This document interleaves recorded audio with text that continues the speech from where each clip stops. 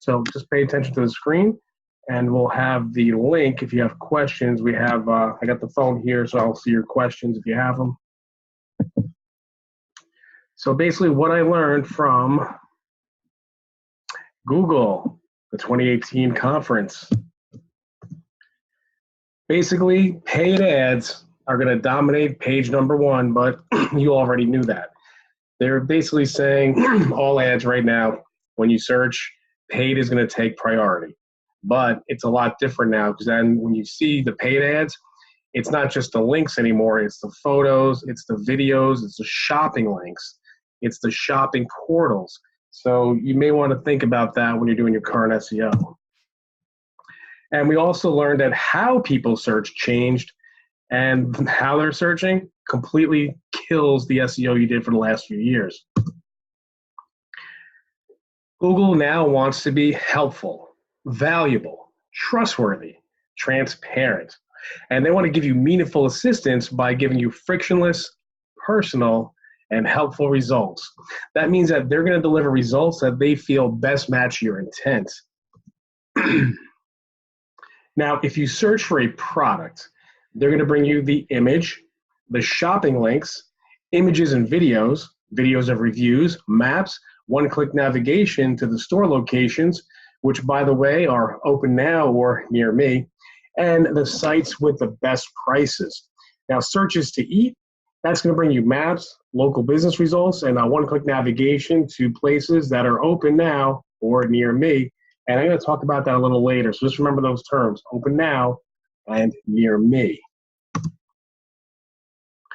So the stats are in. How are people searching? That kills your SEO. Well, if you do a voice search, Google feels that you don't want to read it. So they're going to bring you images and videos instead. Not a link to a website, blog, or an article like they used to, or at least definitely not on the first page of results. And the stats also reveal that people are doing negative searches. Now, negative searches are up 90 to 150% more than last year. Now, if you're not sure what a negative search is, I'll give you an example. Their top two negative searches for 2018 were, is it worth it? Is your product or service worth it? That's been asked 90% more than in 2017. Or what to avoid? They want to avoid pain. So they're actually in Google searching companies to avoid, products to avoid, and that's up 150%. That's a lot. So they want to know, is sugar waxing worth it? Or credit restoration companies to avoid? So what can you do right now to prepare for 2019? What we're going to do is focus on making videos that answer the negative searches. And I can give you a quick ninja tip right now. If you want to turn your videos into text and audio files, definitely do that, because if you turn your videos into text files and audio files, you'll actually have 3 pieces of content. It's basically a 3x your investment of time and energy. So your one video will now become a video, a text article, an audio podcast.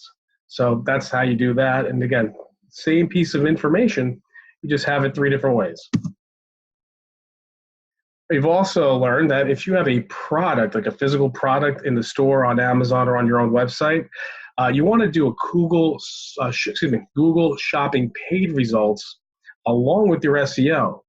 Because going back to what we said earlier, they want to give you relevant content. So if you're searching for a product, they want to give you the opportunity to buy that product with a link, some video reviews, and some video overviews.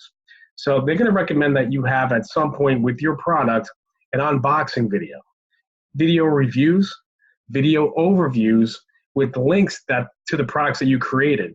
So if you do your own YouTube video on your particular product, just say you made a brand new cell phone holder or a cell phone case, you're going to do your own unboxing video, you're going to do an explainer video, and in the comments section or the show more, we have description, put the link in the description to buy it.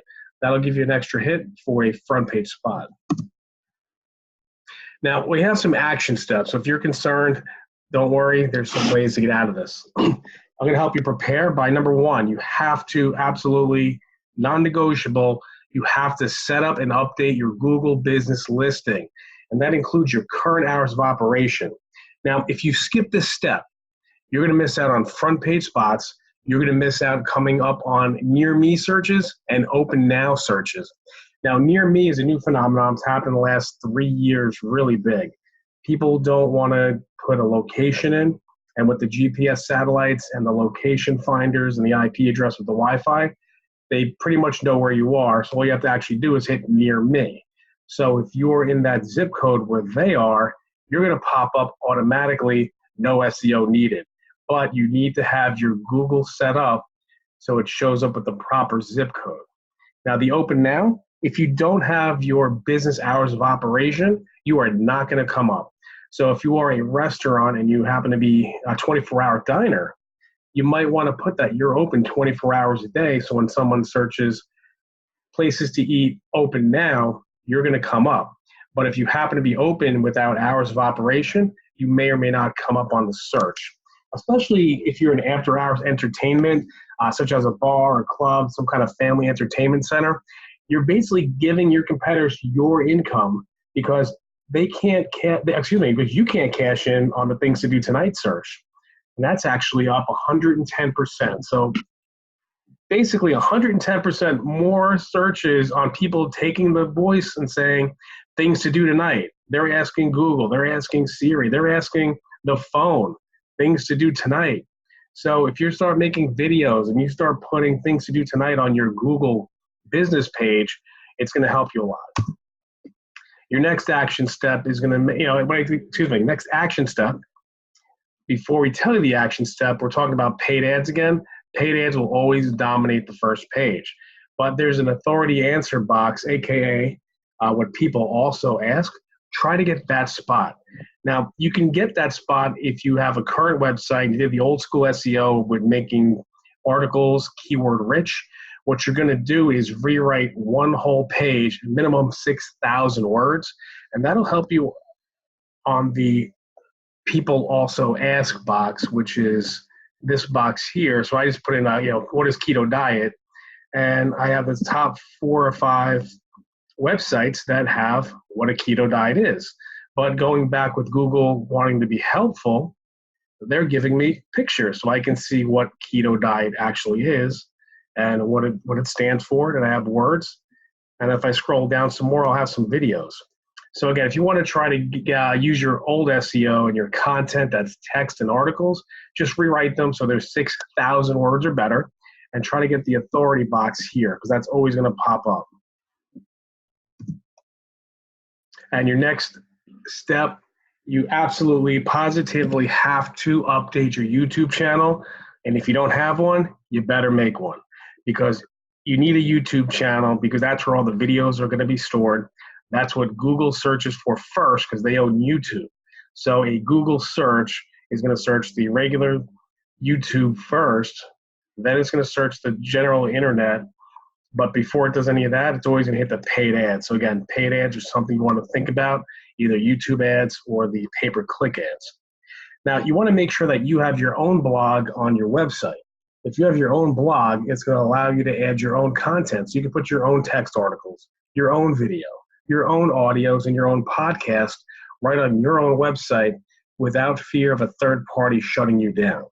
Now, even if you just want to start with YouTube, you can actually put all the videos on YouTube, write an article, embed the article on your blog, and it'll actually be on your website, so you get a double hit of content that'll show up.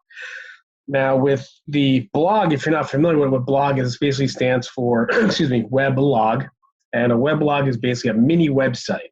So if you wanted to make a specific blog entry for each product or service or area you serve, absolutely do that because that does not count against you. In fact, it'll help you in the local market. So again, if you are a local landscaper, you can put your local area, landscaper, and just make sure you have several blog entries that have those 2 words in it as the title. Put some videos, put landscaper in Tampa has new lawnmowers. And you could just continue to do that and you'll pop up. And that's how we used to rank local people all the time. And if you're a super duper local business and you're outside a major area, don't worry. That's actually a very good thing because the portal sites don't try to get the smaller cities. So you can actually dominate your local area